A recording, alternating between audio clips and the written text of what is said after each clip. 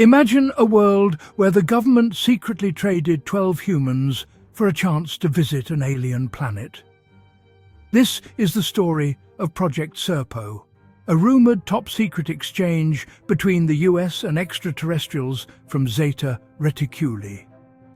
In 1965, 12 military personnel journeyed to Serpo, living among the Ebens to learn their ways and technology.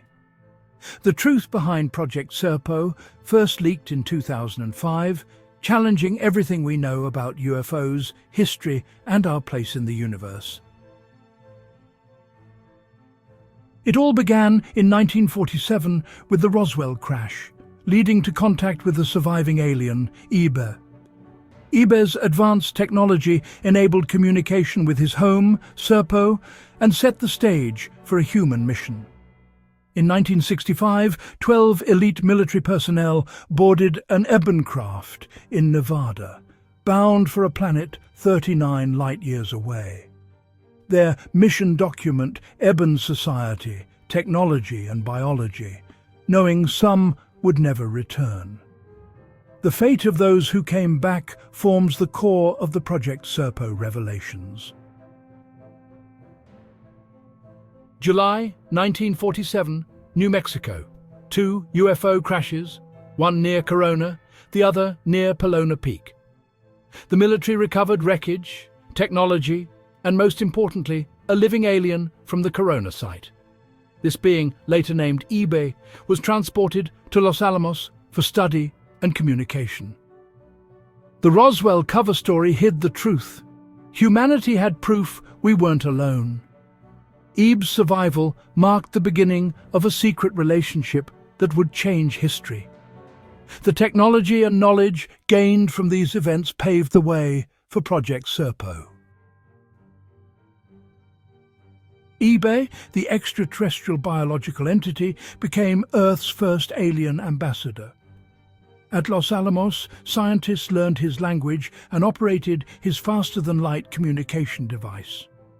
This breakthrough allowed direct contact with Serpo, bridging 39 light-years in months. Eben shared knowledge that revolutionized physics and technology before his death in 1952. His legacy, an open line to Serpo and the foundation for an unprecedented exchange.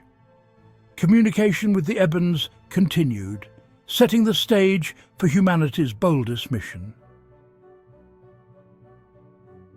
With Eben's technology, secret stations worldwide maintained contact with Serpo. The Ebens proposed an exchange. A human team would visit their world, and they'd send diplomats to Earth. Project Crystal Night was born. 12 elite military personnel, trained in science, language, and survival, were selected. Presidents Eisenhower and Kennedy approved the mission, seeing its potential for knowledge and diplomacy. The team prepared for a 10-month journey and a decade on Serpo, tasked with gathering intelligence and forging interstellar ties. The mission was the most closely guarded secret in history.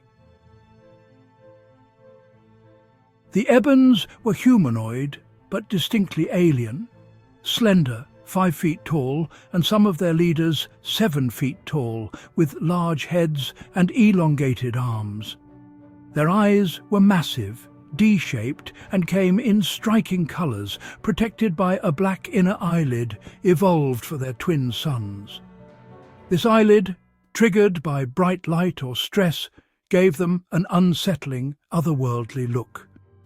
Their attire was simple: black uniforms on Earth, loose cotton clothes on Serpo, with practical footwear. Formal wear varied, with males in jackets and females in colorful skirts and high-collared tops. The Ebens' appearance and culture were both familiar and profoundly alien, leaving a lasting impression on all who met them. The Eben civilization was ancient, built on cooperation and communal living. There was no money, and everything was shared. Once fierce warriors, a devastating war made them committed pacifists, preferring peace and research. They communicated mainly through telepathy, which often disoriented the human team. Their logic was alien. When a human died, they saw the body as a specimen, not sacred, revealing a deep moral divide. The Ebens were a Type 4 civilization on the Kardashev scale, a level of development so advanced it borders on, well, godhood. Their technology would honestly seem like magic, or maybe even natural phenomena, to a less advanced species like ours. They could harness the energy of their entire universe, manipulate space-time itself, and get this, control the very fabric of reality. This was the power behind their superluminal spacecraft, which could traverse 39 light-years in just 10 months. They could warp space, create wormholes for instantaneous travel, and potentially even move through time itself. This mastery made them beings of, unimaginable power. Their motives for engaging with humanity seemed pretty multifaceted. On one hand, they were sociologists and geneticists. They had been monitoring Earth for nearly 1,000 years, quietly observing our development from a hidden base on Mars. They were deeply interested in our biology and society. A key part of their mission was a hybridization program, for which they sought voluntary genetic samples. They did not engage in forced abductions. Their interest was purely scientific. They saw humanity as a young, chaotic but promising species, and their exchange program was a way to study us up close. One of the greatest gifts they offered our government was the Yellow Book. This was not a book in the traditional sense, but a holographic device that contained a complete history of the universe. It allowed the user to view actual scenes from any point in time, from the formation of galaxies to the dawn of life on countless worlds. It was a complete cosmic record, a tool of, honestly, infinite knowledge. They also shared information that could help us reverse engineer their anti-gravity spacecraft and develop clean, limitless energy sources. Knowledge that to this day remains highly classified. Yet, despite this apparent generosity, a sense of ambiguity always remained. The returning astronauts reported feeling observed and catalogued at all times. Was this a diplomatic exchange between equals, or was it a clinical study? The Ebens' motives seemed to exist in a moral grey area. They were not conquerors, but observers. They did not destroy, but they did collect data with a chilling neutrality. Their ultimate goal may have been a genuine alliance, or it may have been something far beyond our comprehension. And honestly, this uncertainty is what makes the story of the Ebens so compelling and, well, so unnerving.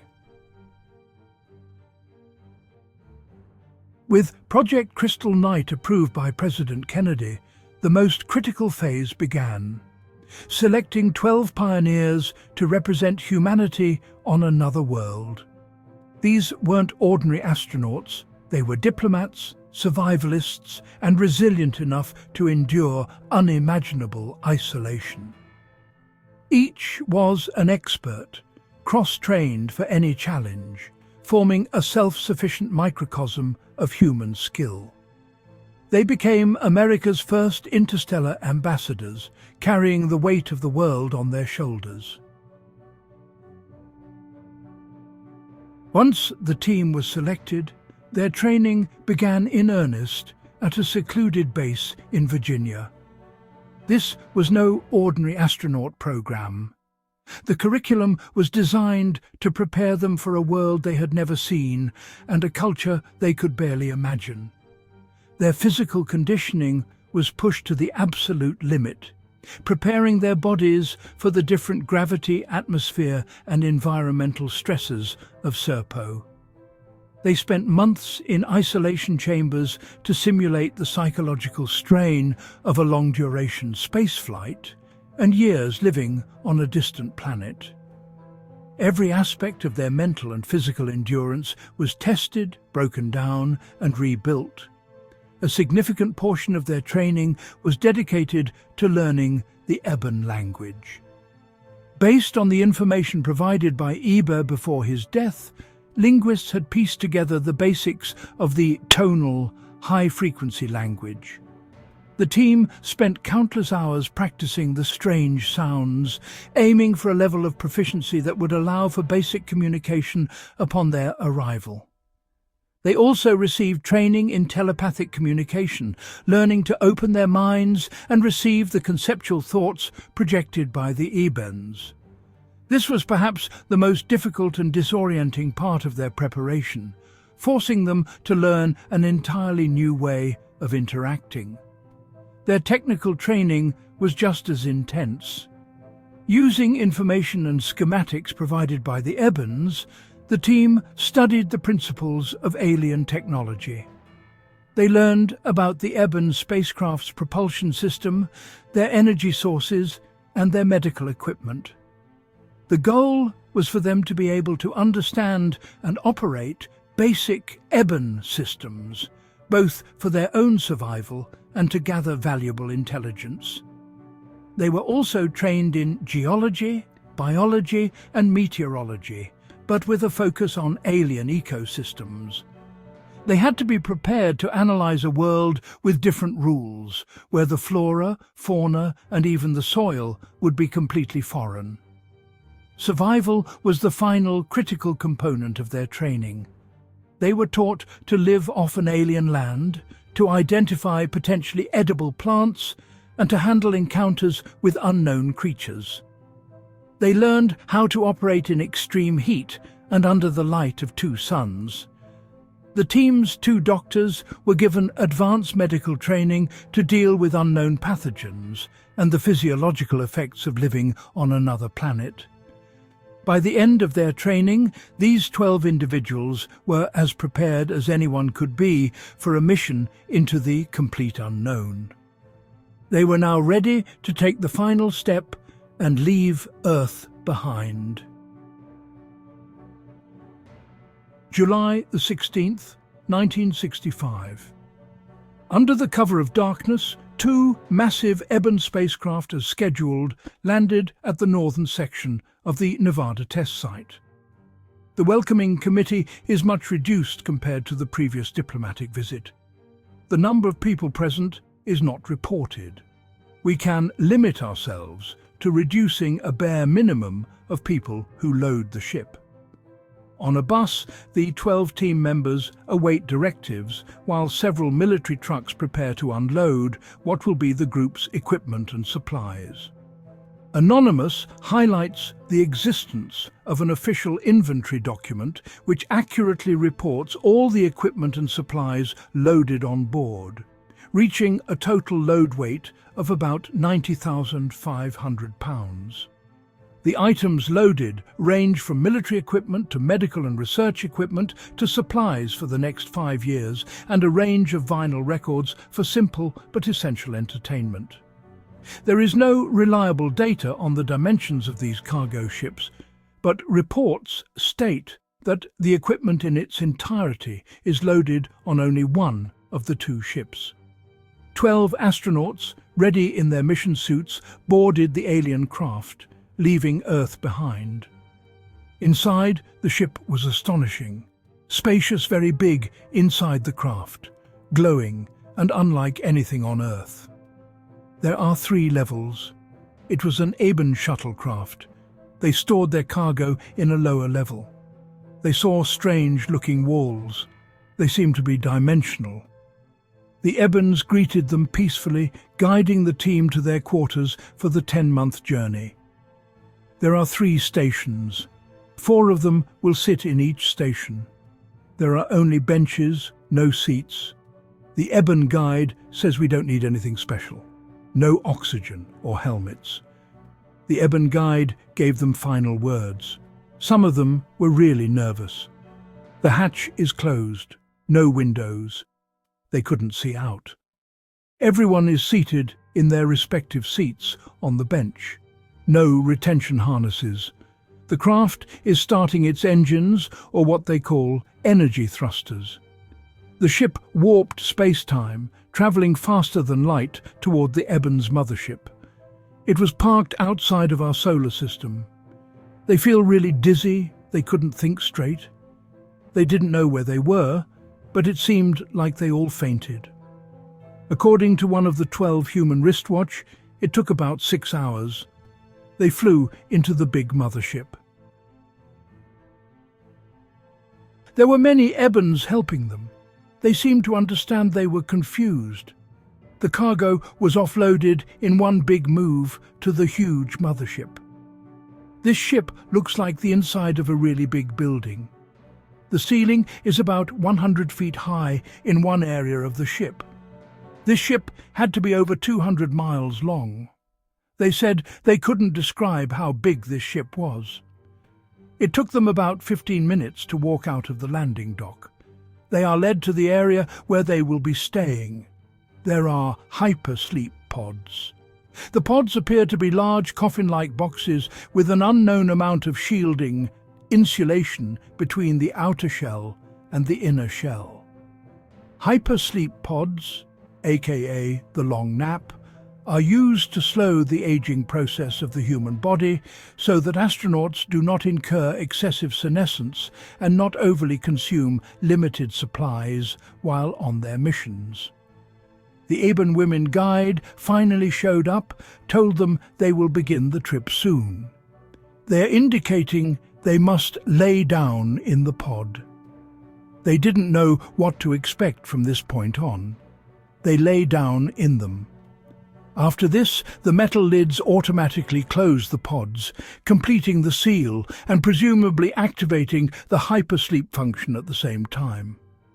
Hypersleep pods, as long as they have power, are capable of preserving its occupants and reanimating them even after a period of 35 years. But the upper limit of the technology, how long the pods can reanimate a body without serious mental and physical side effects, is currently unknown. Astronauts may either choose to set a waking date on their pod or not, keeping them in suspended animation until rescue or until its power source is exhausted.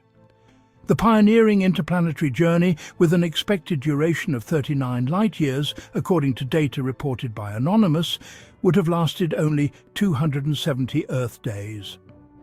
Thus, through calculation, it would mean an average cruising speed of 40 times the speed of light.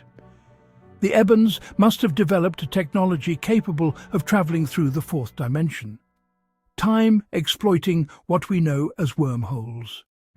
They were confined to that one room for the entire time. They relieve themselves in some sort of small metal containers that are emptied by the Eben every now and then. The Eben guide brought them food, their food. They tried it and it tastes like paper. Their water is milky looking but tastes like apples. The Eben guide allowed them to leave the room. They walked along a very narrow hallway for a long period of time, maybe 20 minutes. They then got into some sort of elevator, which moved fast because they could feel the motion. They came out into a very large room that contained many Ebens sitting in their seats. Maybe this is the control center, they thought. They were able to wander around without any Eben bothering them. There was one window, but they couldn't see anything. It was dark, but they could make out wavy lines. Maybe some sort of distortion in time. The Eben guide takes 4 of them to the engine room, or whatever they wish to call the room. It contains large, very large metal containers. They are in a circle with the ends of each pointing into the center. In the center of these containers is a copper-colored coil, or something looking like a coil.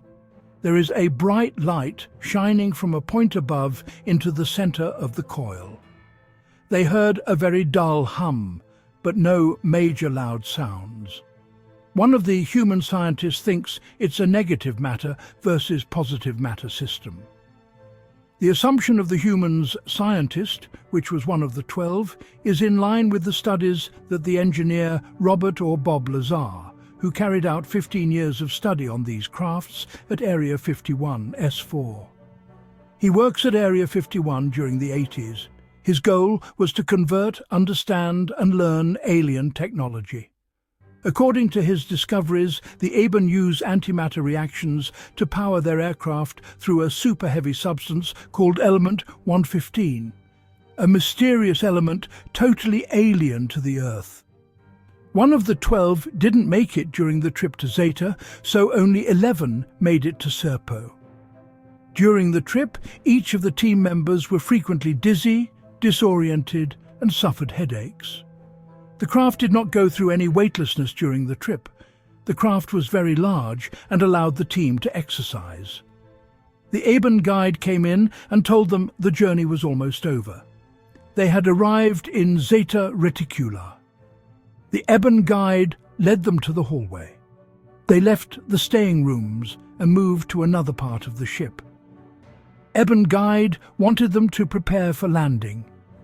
As they neared Serpo, anticipation grew. The mission and humanity's greatest journey was about to begin.